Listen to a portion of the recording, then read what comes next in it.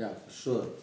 All right, so to those people who might say reparations was already received in the terms of England setting up Sierra Leone as a country for freed slaves, and Liberia, that which the U.S. set up for freed slaves, which we know that Marcus Garvey was trying to take all the African Black Americans and people who were enslaved over this side over to Liberia.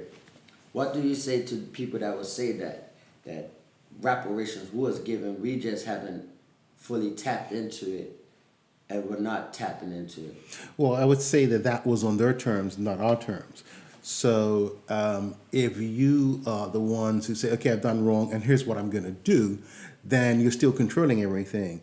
If you make the acknowledgement that I've done something wrong, then those who suffered and their ancestors should be the ones who to be at the table to determine, okay, this is what we want.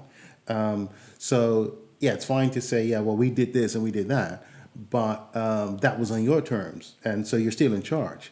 So that's the challenge with that. Yeah, I think you make an excellent point. What do you think people of our generation, so Kellen and I come from the same generation, what do you think the guys in our generation and females can do to help push this along? Because I feel like you said, once we get to admission and stuff like that, admission of guilt, apologies and stuff like that, okay, so what's the next course of action? What do you think that we should do to help people of your generation to keep the fight going and keep the marathon going? Well, I think the main thing is to become more aware. Persons at your age, I'm thinking late 20s, early 30s probably, right? Don't necessarily get involved in these kinds of things. And of course, unfortunately, many young people don't think there's a problem, because one of the criticisms that we get is that it's an old person's problem. We don't have the same challenges. We get along with everybody. I have friends of all races, which is probably true. But what they tend to notice as they get old and get into the workplace, they start to notice that there are differences. They start to notice that this person seems to move up the ladder a lot faster. And so that's when they tend to come back and say, I think there is a problem. So I think what we have tried to do, and we have not been as successful as we would have liked, is to try to educate younger folks. So we have seminars, and we try to gear them towards younger folk, and we try to recruit younger folk to run those seminars. But it's not as been as, like I said, as successful as we would like, because we want your generation to be educated by your generation. So there's that feeling of connectedness. Whereas if we do it, you might feel, well, this guy is kind of older, That's what happened in their day. But if you have people your own age, they'll be sharing their experiences, you'll be sharing your experiences, and then there's a greater understanding. And out of that will come action that we probably wouldn't have thought of, right? Because it's coming from a younger generation. For sure.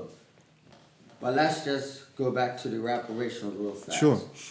Because if we look at the reparations that were received to many nations, Japan, Israel, even the Native Americans, it always seems to be around a specific land that they're able to receive reparations. Whereas the trouble or the hassle with us is that, or the challenge is that we're scattered everywhere. So trying to give it to all these different lands becomes economic challenge. And I think that's where the problem comes in. Whereas if we can have it structured sort of like how Israel has it structured, where Germany pays Israel reparations yearly, annually, and so does America. I don't know how America got into that, but they still pay Israel billions of dollars annually.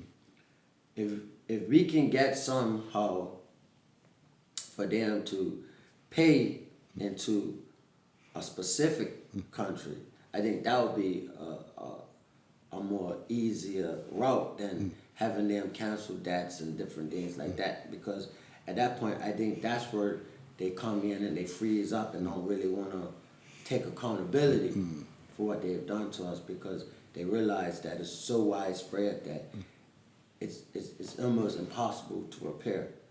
And I guess what I'm asking is, do you see that as a strategy that we need to shift and start to move towards, versus trying to have them, repair it or repair every specific country? Because if they do that, we're going to be here another 50 years, another 100 years, asking for reparations versus actually receiving them.